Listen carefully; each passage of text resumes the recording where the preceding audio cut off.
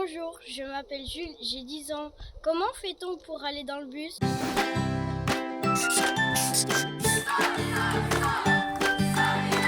Peut-être mettez-les sur un film en Belgique, mais on ne sait pas. This is all wrong. Dessine-moi une actu.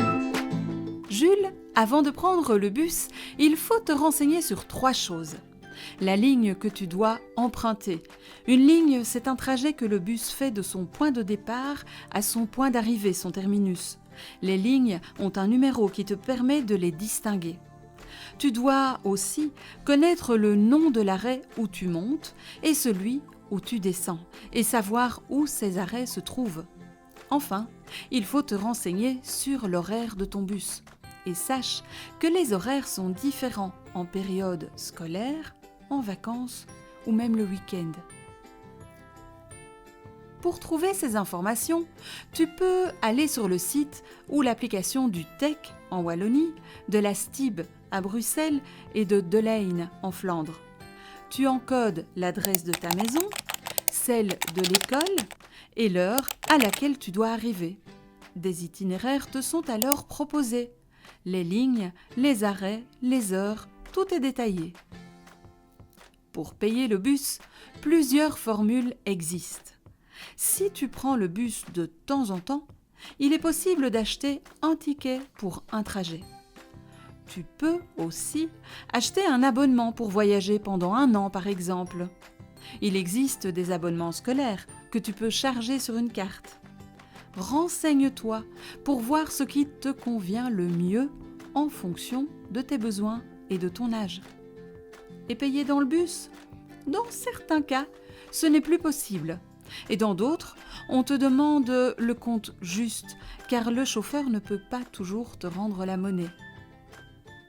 Il est temps de partir. Rends-toi à ton arrêt de bus 5 minutes à l'avance. Là, un poteau jaune te donne plein d'informations. Tu peux vérifier si tu es au bon arrêt et si ta ligne est bien desservie par cet arrêt. Tu peux aussi y retrouver les horaires. Est-ce que tu es dans le bon sens ou dois-tu te rendre à l'arrêt de l'autre côté de la rue? Pour en être sûr, regarde le nom du terminus.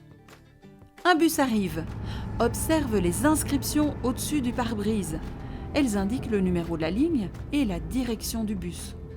Attention, tu dois faire un signe de la main au chauffeur pour qu'il s'arrête. Et quand le bus s'approche, recule-toi.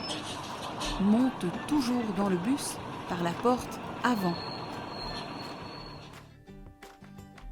Une fois à l'intérieur, valide ton titre de transport devant le valideur, un appareil à l'entrée du bus.